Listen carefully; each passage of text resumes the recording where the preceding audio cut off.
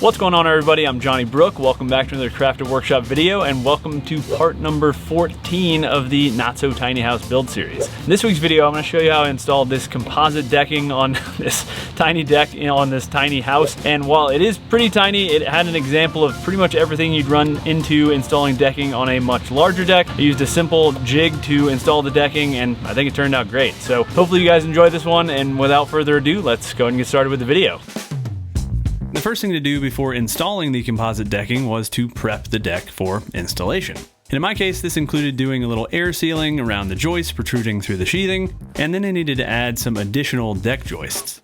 So unfortunately, most composite decking doesn't work with 24-inch on center framing, which was the spacing between my existing joists, so I needed to add another joist between each of the existing joists. To do this, I first screwed through the rim joist to attach the front of the new joist, and then I toe screwed through the back end of the joist to set its position. And while I was adding the joists, I made sure to check that they were level and flush with the joists on either side, and once all of the new joists were set in place, we came back and added joist hangers to the back end of each joist to attach them more securely to the house. How many times did I say joist there? Once that was done, I went ahead and added my deck ledger flashing to kick the water out away from the house, which I covered in more detail in my exterior trim video earlier in this series. You can also see that we started to add some butyl tape to the top edges of the joists, and this will help to protect them from water damage over time. And all of these boards are pressure treated, so this wasn't 100% necessary, but it's easy enough to add the tape for a little extra peace of mind.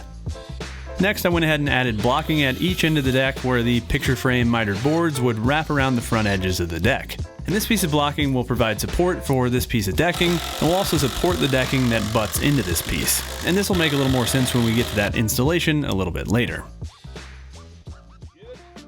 The last thing to do before installing the decking was just to go around and check for any issues that might cause problems when installing the decking and fascia. For example, we used these timber lock screws to attach the joist through this double layer of material, but the screw heads were still sitting proud of the rim joist. To fix this, I just temporarily removed the screw, countersunk the hole with a spade bit, and then reinstalled the screw, making sure the head was sub-flush with the face of the joist. We also pounded in any protruding nail heads while we were at it, which would also have caused the fascia boards to bow out in those areas.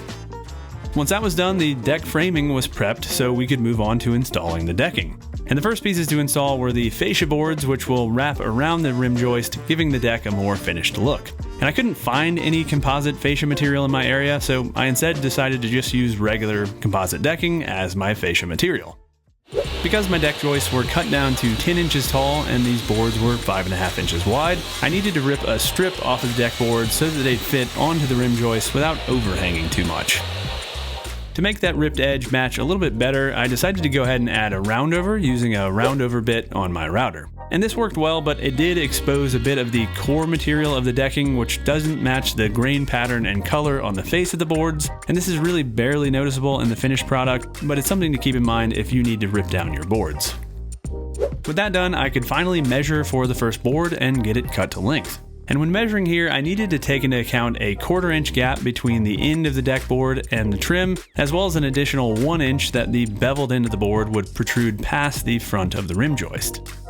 Next, I cut the board to length with the miter saw, first cleaning up the factory end of the board, and the ends of these composite decking boards are far from square, and the boards come with extra length so you can trim off the factory ends without coming up short. Once the board was cut to length, I needed to pre-drill holes since these fascia boards would be face screwed. And to make these screw holes look consistent along all of the boards, I whipped up a quick drilling jig, which was just a piece of scrap wood with a hole drilled in it. And I could align this jig with the edge and end of the board to set my hole locations, and the manufacturer of this composite decking recommends keeping any screws at least an inch from the ends and edges of the boards, so I took that into account when making the jig.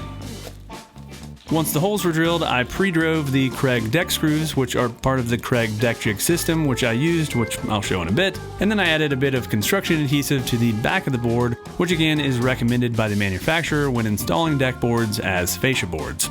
Finally, I set the board in place, making sure it was 1/4 inch from the trim and 1/4 inch below the top edge of the deck to allow for expansion, and then I screwed it into place. And as you can see, these Craig deck screws match this decking really well, and I personally love the look of face screwed deck boards as long as the screw locations are laid out nicely. Next, I repeated the same process for the next board in the top row, and you can see my little drilling jig a little bit better here. And also the drill bit I'm using is also part of the deck jig system, and it has a depth collar that allowed me to set the depth when I was pre-drilling. I spaced these screws about a foot apart, which is again recommended by the manufacturer, and partially pre-drove the screws, which makes installation a lot easier. We added more construction adhesive before installing the board, and once again set the board down 1/4 of an inch from the top edge of the deck joist. But in retrospect, I think this was a bad move, but I'll explain why in a little bit. We also needed to space the beveled ends to allow for expansion, and I used an 1/8 inch spacer for this, and these little spacers along with the 1/4 inch spacers included with the Craig system were super handy during this process, and I'll link to all the tools I used in the video description below. Once that board was installed, we repeated the process for the bottom row, and you can see the 1/4 inch Craig spacers I had mentioned in use here. And these were incredibly useful and were again included with that deck jig system. We repeated the same process for the 2 center boards, which were 12-foot boards, and we made sure to space the ends of the boards 1/8 of an inch here as well.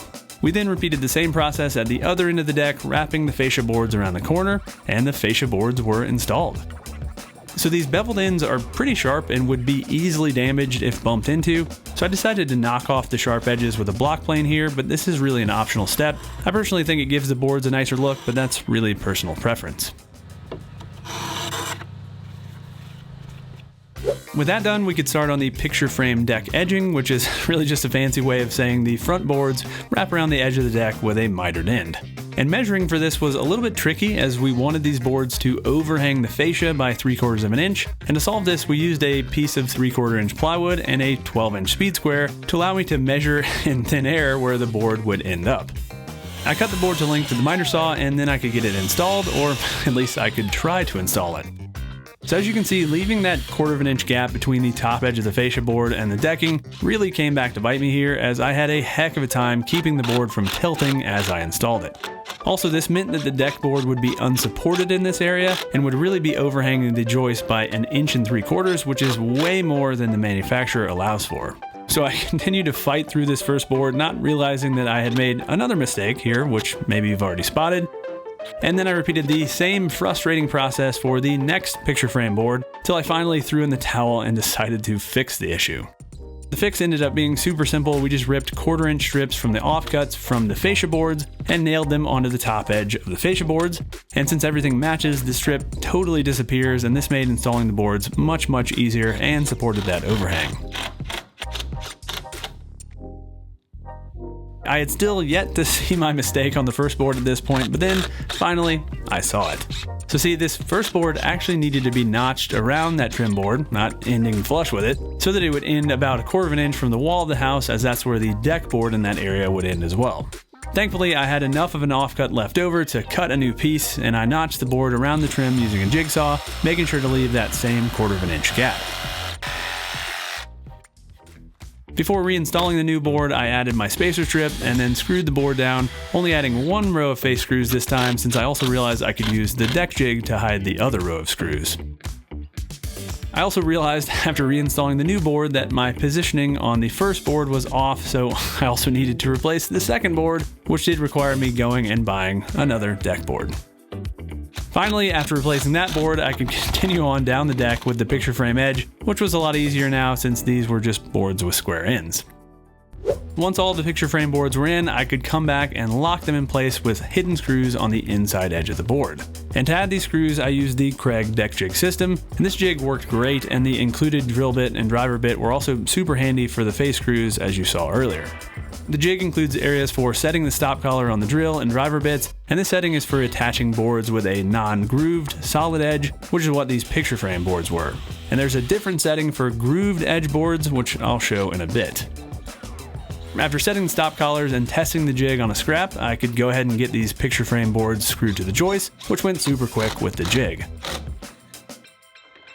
So as you can see, the jig has 3 drill guides, one centered on the jig perpendicular to the deck board, and 2 guides on either end of the jig at a 45-degree angle to the boards.